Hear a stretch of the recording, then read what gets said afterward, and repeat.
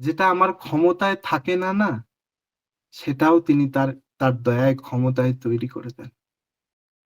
সত্যি বলছি, আমার ক্ষমতার বাইরে ছিল।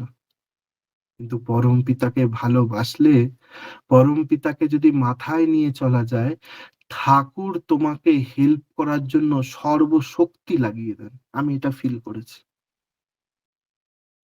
আর যেটা তোমার হওয়ার থাকবে না, তুমি লাখ ঠাকুরের কাছে প্রার্থনা করে নাও, ঠাকুর তো দেখছেন সেটা তোমার জন্য ভালো নয়, তখন সেটা তোমাকে দেন না।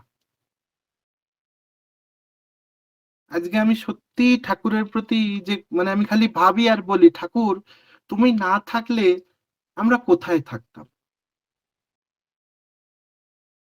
আমার বাবার জীবনের কথা আপনারা শুনলে চোখের জল পড়ে যাবে। অন্যের গাড়ি চালাতেন, আমরা খুব গরিব ঘরের ছেলে।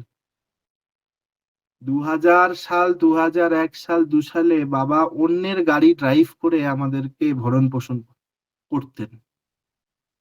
আজকে সেই জার্নি থেকে এই জার্নিতে পরমপিতা আমাকে পাঠিয়েছেন। আমার পরমপিতা না থাকলে আমি এই জায়গায় আসতে পারতাম না, অনেক অনেক চেষ্টা করলেও পারতাম না। কিন্তু হ্যাঁ, আমি আমার পরমপিতাকে প্রচুর বিশ্বাস করি।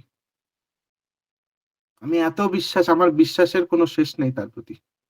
আর আমি একটা জিনিস খুব বিশ্বাস করি, তিনি যা করেন আমার জীবনে আমার মঙ্গলের জন্য করেন। কারণ ঠাকুর আছেন, তিনি বিশ্বের মালিক, তিনি সব দেখতে পান, তিনি একজন সিসিটিভি ক্যামেরার মতন। তার জীবন, আমার জীবনে কা হবে কা হবে না সব তিনি বুঝতে পারেন। তাই তিনি যেটা আমার জন্য মঙ্গল তাই করেন। আমি সবসময় এটা বিলিভ